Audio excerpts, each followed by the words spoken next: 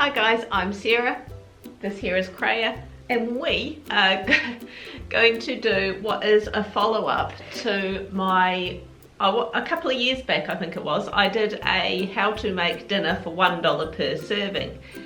And I've been getting a few comments on that lately of people saying, well, I'd like to see you try and do that these days. And you're dead right, it is really hard. The recipes that I did in that $1 dinners, I'm not going to redo them and refigure out. They are still really cheap dinners, and they would still be, each of them, in the $1 to $2 a serving category. Let's face it, everything has gone up in price, but you can still make a nice, nutritious dinner for your family. Like all my recipes, I will add links down below to the full version. So in this video, I'm just kind of skimming over the recipes, but I have each one of these, I have done a separate video on the whole recipe. So, and I may have tweaked the recipe slightly to make it that $2 per portion. Now with the way I've priced these, because prices are really variable at the moment, week to week, city to city, North Island versus South Island, even the same chain like Pack and Save, each Pack and Save's prices throughout New Zealand are slightly different, and of course they're altering week to week, sometimes vastly. So obviously my prices are a guide. The way I did this was I just picked a day, I think it was like last Tuesday. I went online and I found the cheapest price for that ingredient on that day. So, veggie soup tonight. Everyone in the family loves this, which is a novelty. Normally when I first make things, everyone loves it, and then after they've had it a couple of times, they're like, meh. As kids do, there's always one. So the first recipe I did was tomato soup. This is an although it sounds like something really simple, it has become a firm favourite in my house. We actually discovered this recipe through one of my daughters wanting to make dinner one night, and she found a recipe for tomato soup that incorporated carrots, which I'd never thought of putting in tomato soup before. But wow, it makes a big difference. It adds such a nice sort of sweet element to the tomatoes, and it makes it substantial, and it's just so yummy. Now I also add a dollop of Greek yogurt at the end and give it a bit of a swirl to make it look all fancy. Of course you don't have to do that, but I think that definitely adds a whole nother element as well to this. I made a loaf of bread and turned it into toast, but I will also go through my I'll briefly go through my dinner roll recipe as well, because that's another good one if you haven't got the time to make bread, because making bread is really simple, but you do need to allow a good few hours. You need to let it rise for about an hour, then you need to let it rise again for an hour, and then it's like half an hour in the oven. If you need something and you haven't got something, the dinner rolls are a great option, and they've got no yeast in them, they use baking powder, they are really simple and easy to put together.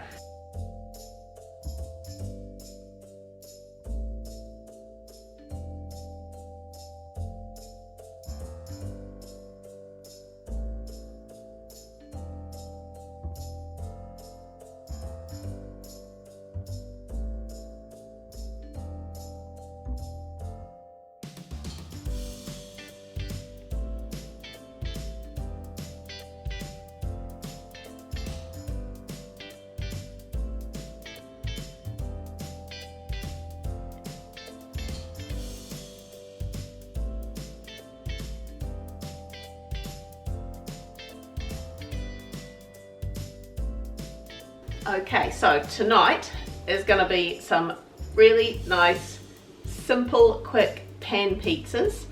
If you have some of the tomato soup left over, you can absolutely use that as a pizza base. But yeah, this is just really basic. I'm using sausages on the pizza, just some cheap Hellas pre-cooked sausages. If you have some really nice proper beef sausages, then yes, that is the way to go. But that's not the really budget option. Now with the dough that I'm about to make, the pizza base, Normally I would use self-raising flour and Greek yogurt to make 2 pizzas. I'll use about 2 cups of Greek yogurt and 3 cups of self-raising flour. Mix them up. You might need to add some more flour to make it not sticky, and spread it out. It makes a beautiful pizza base. Now, unfortunately I'm all out of Greek yogurt, hence the slow cooker in the background there. I'm actually in the process of making some more. Because I do not have Greek yogurt on hand, I'm simply going to make it with self-raising flour and water. Very doable. Now I'm also going to add some greenery into this, but I'm not going to include that in the price because that's random. You don't have to put in if you don't want to. I've just got some bok choy growing in the garden, so just sort of, you know, what have I got, 4 or 5 leaves in there that I'm just going to chop up really small and just put in there, and I'm going to start making my base.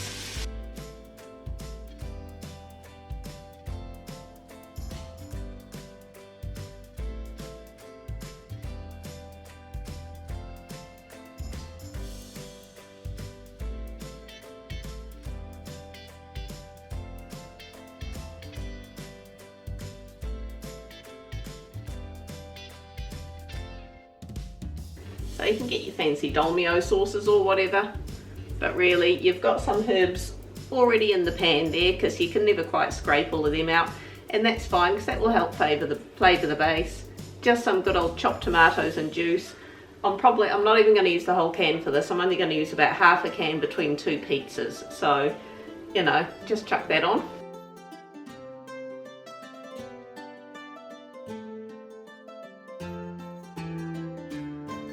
When it comes to cheese, it's not cheap. I'm going to use about $1 worth of cheese, or about 100 grams per pizza.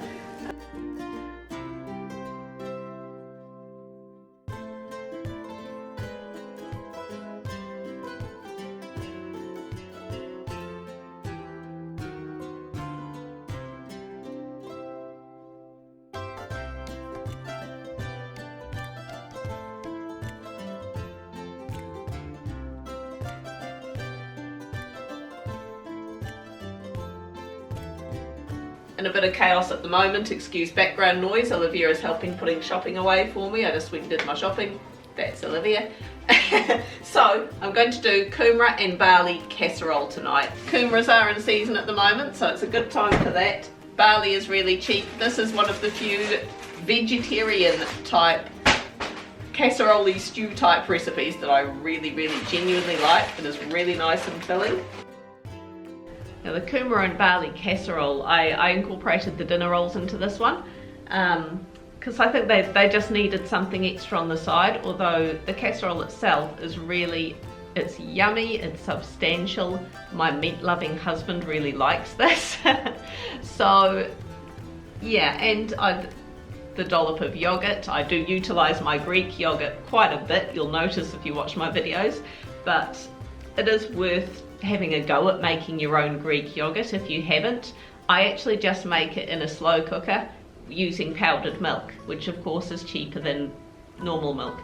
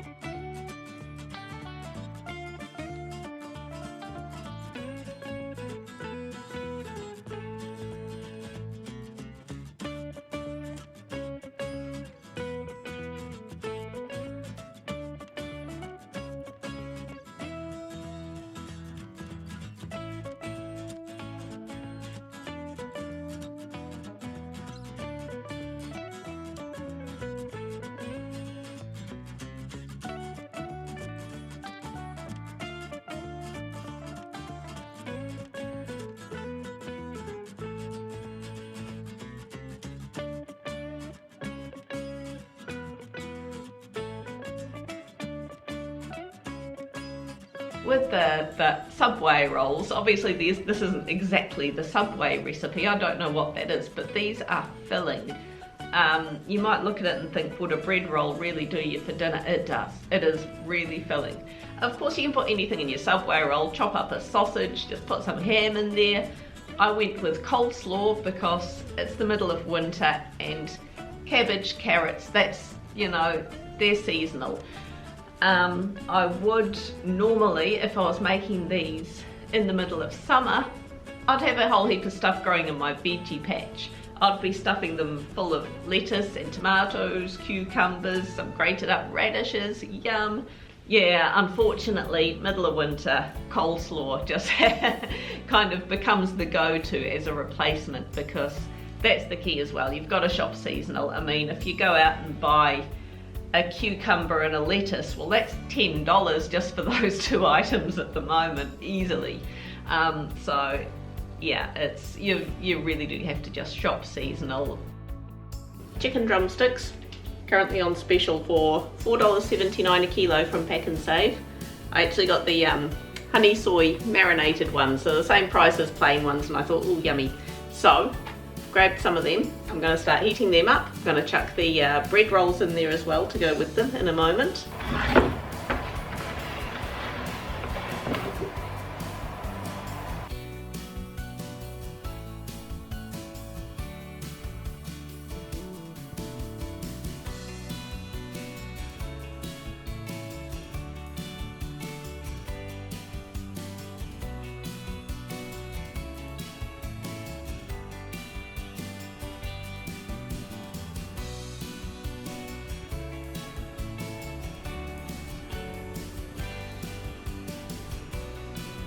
Okay, so tonight I'm going to make a ragu. I'm going to make this using some cheap Hellas brand pre-cooked sausages. I've done a video on this in the past, like all my other recipes, but last time I did it, I used some really good quality pork sausages. However, the only problem with that is it doesn't come into the $2 per serve category that I'm going for. Also, the other thing that I'm changing is normally I would use capsicum in this. I'm cutting that out just because capsicums are expensive at the moment. If you find something like that is expensive and you still really want to include it, you can buy it frozen. I think at the moment it is cheaper to buy frozen packets of capsicum instead of fresh ones. I'm just opting to leave it out because it's not a biggie to this recipe, I don't think. I'm just adding a few leftover veggies from last night's dinner. Alternatively, a handful of greenery from the garden. Alternatively, you don't have to add any more veggies, just leave it as it is. Your call, but I'm just adding these so that they don't go to waste. Now, your pasta, I'm using the value brand stuff because I already had some in the pantry. However, this used to be 99 cents a packet from Pack and Save. It is not anymore. It's now like $1.20 something, I think, off the top of my head. I could be wrong. However, if you go into the warehouse are selling 500 grams packets of pasta, this type and a few other types for 99 cents each.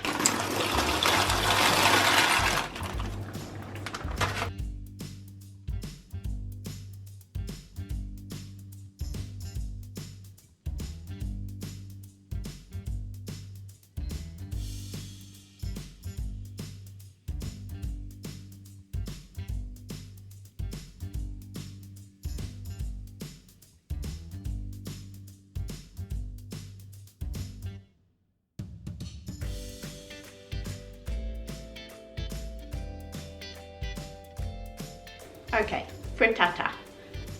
Gonna start off with a large potato, about 400 grams ish. This is just over 400 grams, I think.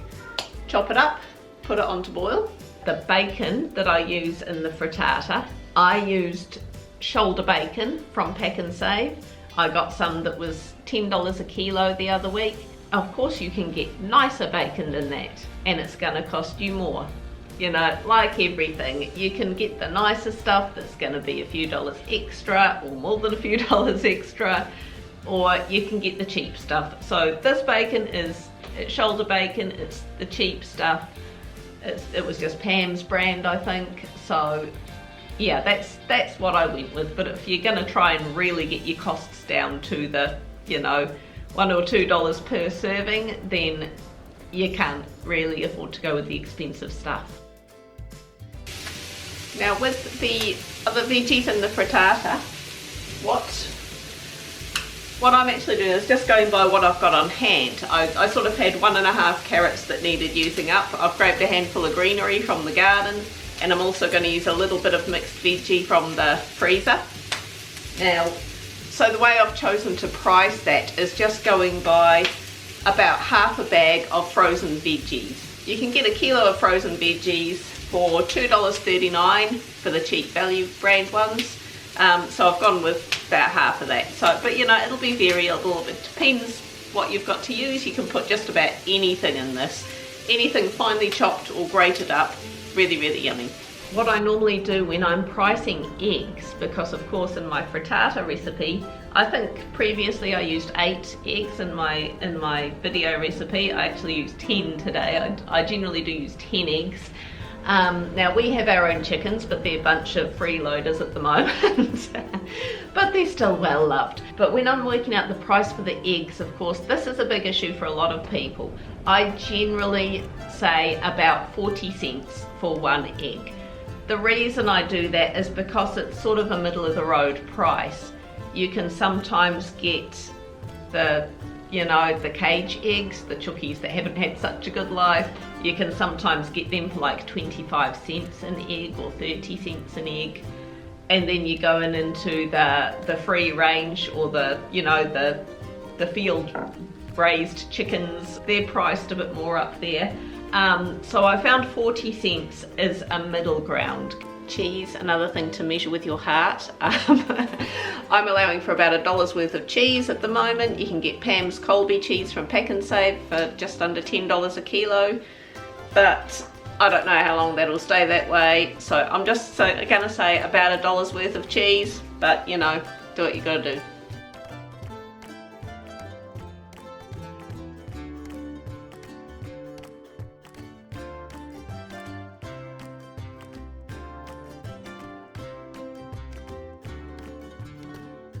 Okay, so doing fried rice tonight. Now, I will admit I haven't done the final costings of this yet at the time of filming, because I had worked out the price of a vegetarian fried rice, which came into well under $2 a serve. However, we've got some of the chicken left over from doing those Subway rolls. I had it in the freezer, I've defrosted it, so I'm actually going to chop up the chicken. There's like 2.5 drumsticks there. And put that in. Just a side note, be really, really careful reheating pre-cooked chicken. You have to heat it so it's really, really steaming hot. Also with so yeah, I'm gonna make it chickeny flavour, which will add a bit onto the cost, but you know, I'm using something that I had there anyway. But also, instead of, I was gonna put chicken stock in with the rice to flavour it. Then I discovered I had a couple of sachets from some old 2-minute noodle packets that I hadn't used, and I just kept them in the box with my spices and stuff, thinking I'll use them one day. Today is that day. So that's a bit of an experiment. I haven't used them for fried rice before. But for the sake of my pricing, I will put the price for a couple of chicken flavoured OXO cubes. Of course, there'll be my usual bok choy that comes from my garden that I'll put in. You don't need to put that in. Also, a quick note on broccoli. I got this quite reasonably sized head of broccoli for $2.50 the other day at Pack and Save. They were on special. I was actually going to go for frozen, although frozen still would have been slightly cheaper. They've got 750 gram frozen broccoli and cauliflower at Countdown for $3.70 at the moment, which does work out slightly cheaper than this. While I don't mind using the frozen stuff in things like casseroles and fried rice, I like to have a bit of bite to it. And I always find the frozen stuff just doesn't quite have the same bite to it that fresh does. So you've got the option. Yeah, you can always just replace fresh with frozen if it works out cheaper. Now with the fried rice, although I priced this up at 5 servings, it was actually more like 6 servings because I had enough left over to have lunch the next day. But much like the ragu or the frittata, whatever veggies you've got, you know, there's not really any rules.